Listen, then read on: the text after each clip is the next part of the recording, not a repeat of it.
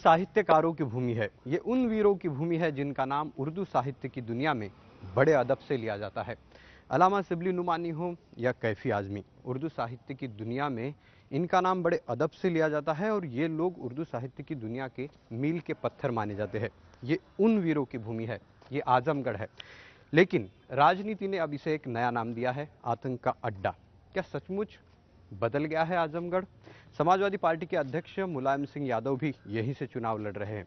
क्यों लड़ रहे हैं? क्या ये मुस्लिम बहुल इलाका है इसलिए, या वो दिखाना चाहते हैं कि कम्युनिटी के साथ है? करेंगे आज आजमगढ़ की पड़ताल।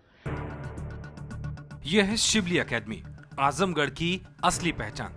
अल्लामा शिबली ने इसकी 1914 में स्थापना की थी, यानी 100 साल पहले। अल्लामा शिबली उर्दू साहित्यकार थे। इस एकेडमी में आपको वो किताबें, वो इतिहास के दस्तावेज मिलेंगे जो शायद ही देशभर में कहीं और मिले।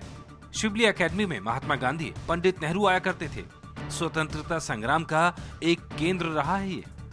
हरा भरा मैदान हो, ये जो एक सोच थी कि जो किताबें लिखने के लिए, रिसर्च वर्क करने के लिए जो चीज़ें चाहिए, जो एक शांति वाला माहौल हो, ये ताज्जुब होता है कि अल्लामा शिबली के जहन में ये बात कैसे आई। और वो तो चाहते थे शायद कि वो लखनऊ या अलीगढ़ या दिल्ली वगैरह में वो चाहते थे, लेकिन बाद में उनको ये लगा कि ये काम आजमगढ़ ही में क्यों ना हो।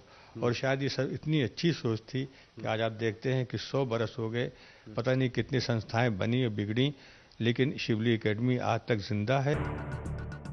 शिक्षा का बड़ा केंद्र है शिबली एकेडमी, लेकिन आजमगढ़ आज इससे नहीं जाना जाता, बाकी दूसरे कारणों से चर्चित है। मेहर साहब का मानना है कि आरोपों से आजमगढ़ की पहचान धूमिल नहीं होती। शिबली की तो पहचान यही है। शिबली 1857 में उस दिन पैदा हुए जिस दिन आजमगढ़ के क्रांतिकारियों ने यहाँ के जेल का फाटक तोड़ा था और यहाँ के क्रांतिकारियों को जेल से बाहर निकाला था। पहली चिंगारी जिस रात भड़की है, ये इत्तेफाक है, लेकिन ये क्या अजीब इत्तेफाक है कि उसी रात को 3 जून को 1857 को अल्लामा शिबली पैदा हुए। केवल अल्लामा शिबली नहीं, आजमगढ़ के एक रत्न और हैं, कैफी आज़मी। खुलूस की संदली गुबार में है, मोहब्बत आज भी जिंदा मेरे दयार में है।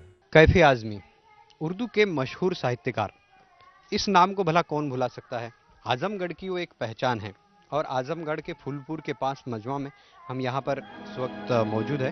कर चले हम फिदा जानो तन साथियों, अब तुम्हारे हवाले वतन साथियों। हिंदी सिनेमा में उर्दू साहित्य को लाने में अहम भूमिका रही है कैफी आज़मी की। शबाना आज़मी कैफी आज़मी की ही बेटी हैं। आजमगढ़ में फूलपुर के पास मजवा है उनकी जन्मभूमि। जन्म उनका जो है ये है, पुराना घर उनका ये है। अच्छा। जन्म इसमें वो बाद में उन्होंने बनाया है। अच्छा, ये उनकी जन्मस्थली है। हाँ, जन्मस्थली स्त्री ये है। हाँ।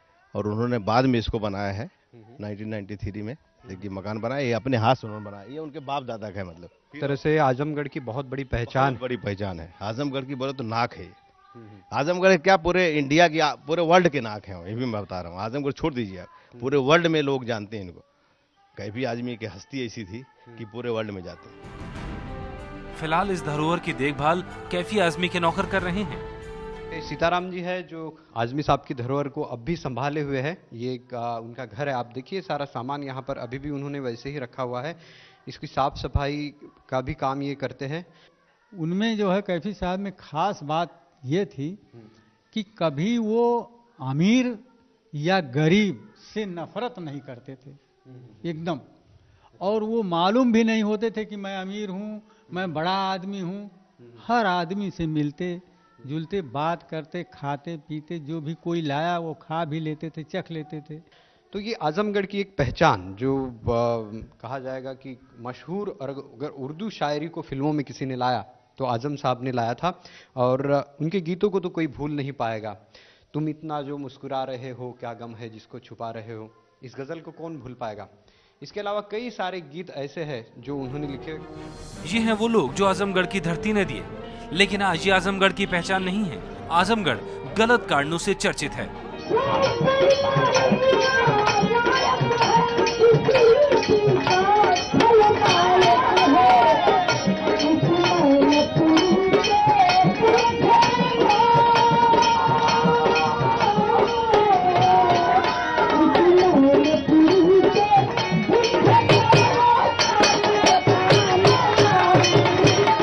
राजनीति ने इस आजमगढ़ को आतंक के अड्डे का नाम दे दिया है। ये उन्होंने कहा आतंकगढ़, ऐसी कोई बात नहीं, आतंकगढ़ नहीं कहा, लेकिन जो कहने वाले लोग हैं वही लोग आतंकवादियों को छोड़ने की बात करते हैं, अपने एजेंडे में दिए हैं।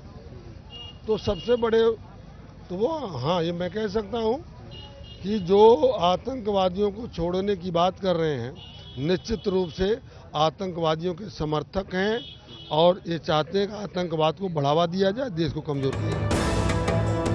आजमगढ़ की छवि पर हो रही राजनीति के पीछे है ऐसे कई युवकों का पकड़ा जाना जिन पर आतंकवादी होने का आरोप है। इसकी सबसे ताजा कड़ी है असदुल्ला अख्तर। हाल ही में दिल्ली पुलिस की स्पेशल सेल ने असदुल्ला को इंडो नेपाल सीमा से पकड़ा है। असदुल्ला को इंडियन मुजाहिदीन के मास्टरमाइंड यासीन भटकल के साथ पकड़ा गया। असदुल्ला पर मुंबई में 2011 में हुए ट्रिपल धमाकों में शामिल होने का आरोप है और हैदराबाद के दिलसुख नगर धमाके में शामिल होने का आरोप NIA ने लगाया है। इसकी पड़ताल के लिए हम पहुंचे असदुल्ला के परिवार के पास। असदुल्ला के पिता डॉक्टर हैं और एक अस्पताल चलाते हैं।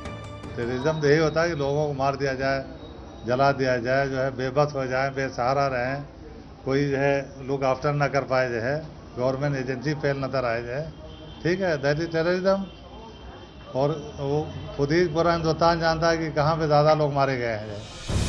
डॉक्टर जावेद का कहना है कि उनके बेटे को फंसाया गया है और इसको लेकर राजनीति नहीं होनी चाहिए। उल्टा वो गुजरात में हुए दंगों को आतंकवाद मानते हैं। यही नहीं, आजमगढ़ से पकड़े गए आतंक के आरोपियों में 2008 के बाटला हाउस एनकाउंटर में पकड़ा गया सैफ भी है, जो आजमगढ़ के संजरपुर का रहने वाला था।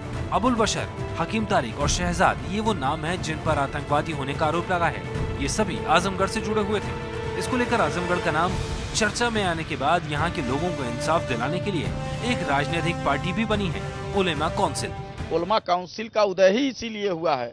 जो यहाँ का नौजवान था, पढ़ा लिखा तबका था, उस समय न जात ना बिरादरी कुछ नहीं देखा जा रहा था। जो भी इस जिले को छोड़कर अदर जिले, अदर प्रदेश या अदर देश में अगर वो शिक्षा हासिल कर रहे थे, देश के किसी कंपनी में रह करके सेवा दे रहे थे, तो उनको आजमगढ़ के निवासी होने के नाते निकाला जा रहा था। मतलब जो आजमगढ़, इससे आजमगढ़ की बदनामी होती है, उसका उनको खामियाजा भुगतना पड़ रहा था। बिल्कुल भुगतना पड़ रहा था।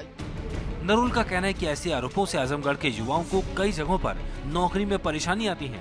इसके अलावा आजमगढ़ एक और नाम से बदनाम हुआ है, वो है अंडरवर्ल्ड डॉन अबू सलीम। आजमगढ़ का ये वो छोटा शहर है जहां पर 1968 में अंडरवर्ल्ड डॉन अबू सलीम का जन्म हुआ था। ये छोटा सा शहर है, यहाँ पर गलियों में अगर आप घूमते रहते हो तो आता है अबू सलीम का बंगला।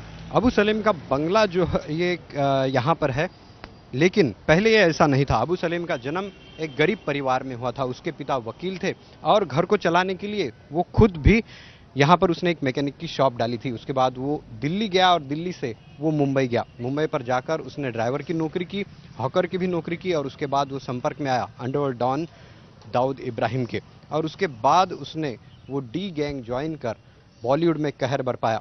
उसका नाम कैसेट किंग गुलशन कुमार हत्याकांड में भी आया। इसके अलावा मनीषा कोइराला की सेक्रेटरी अजित दीवानी के हत्याकांड के केस में भी वो आरोपी है।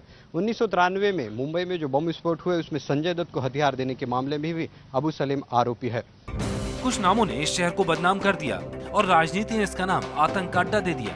हालांकि यहाँ से BSP प्रत्याशी शाह आलम जमाली का कुछ और ही कहना है। आतंकवादी यहाँ के लोग नहीं हैं।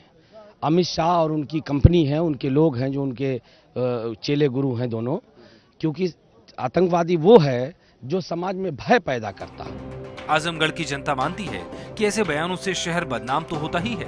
बहुत बड़ी यहाँ चर्चा है, गलत चर्चा है। आजमगढ़ एक इतिहास है, यहाँ गंगा जमुनी की तहजीब है, यहाँ राव सतगायन यहाँ पैदा हुए हैं, यहाँ देश के बड़े बड़े विद्वान पैदा हुए हैं। हाँ बिल्कुल बदनामी होती है। यहाँ जो भी है एकदम आतंकवाद का अड्डा बन चुका है आजमगढ़। जब से सपा सरकार बनी है टोटल यहाँ समझिए कि आतंकवाद हो रहा है, और क्या बचा है इसमें। इस शहर की सड़कों पर, गलियों में चुनाव की धूम है। मुलायम यहाँ से खुद चुनाव लड़ रहे हैं। माना जा रहा है कि मुस्लिम बहुल इलाका चुनने से मुलायम ये दिखाना चाहते थे कि वो मुस्लिमों के साथ हैं और पूर्वांचल में मोदी की लहर को रोकने के लिए उन्होंने आजमगढ़ को चुना। इसकी पड़ताल में हम स्थानीय पत्रकारों से मिले। पहले एक कैंडिडेट को उन्होंने जब दिया तो उन्होंने मना कर दिया। बाद में उन्होंने यहाँ के जो जिलाध्यक्ष थे उनको टिकट दिया, लेकिन यहाँ पे उनकी स्थिति बहुत अच्छी नहीं बन पा रही थी। तो मुलायम को लगा कहीं न कहीं कि हम 9 सीटें विधानसभा में लाए हैं और आगे अगर हम अच्छी स्थिति रखनी होगी तो हमको ये सीट निकालनी भी है, ताकि मैसेज भी लोगों में अच्छा जाए। आजमगढ़ को कुछ लोग मिनी दुबई भी कहते हैं, क्योंकि रोजगार की तलाश में यहाँ से कई लोग खाड़ी देशों में गए। रोजगार की कमी है, विकास की भी कमी है, लेकिन ये शहर शांत है। उसने स्वर्णिम इतिहास की धरोहरों को संजोया है। साहित्यकारों की ये भूमि अब आतंक की राजनीति भी देख रही है।